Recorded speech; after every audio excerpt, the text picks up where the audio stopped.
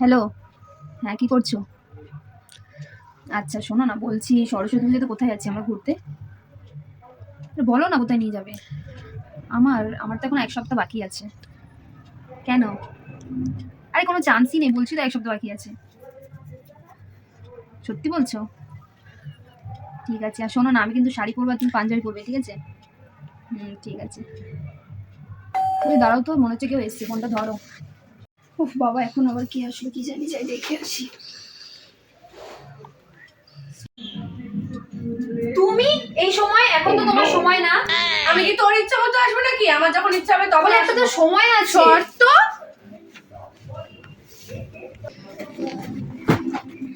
কিরে বস।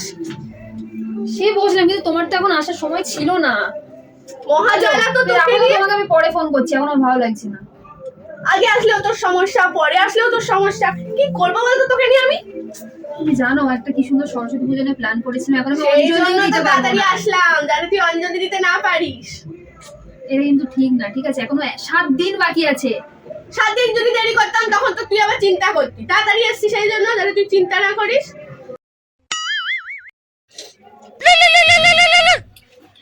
হ্যালো, বলো। এই তো বসে আছি, ভালো লাগছে না। তুমি কি করছো? ও না গো, যাওয়া হবে না সরস্বতী পুজোতে।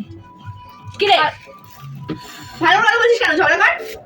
কেন যাওয়া হবে না মানে? যাওয়া হবে না মানে যাওয়া হবে না। তোমাকে কি আমি সব কৈফিয়ত দিয়ে চলবো নাকি?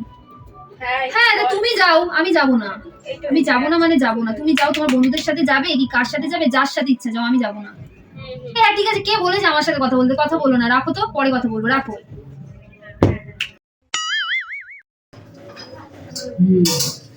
কিরে কি করছিস? ভালো লাগে না।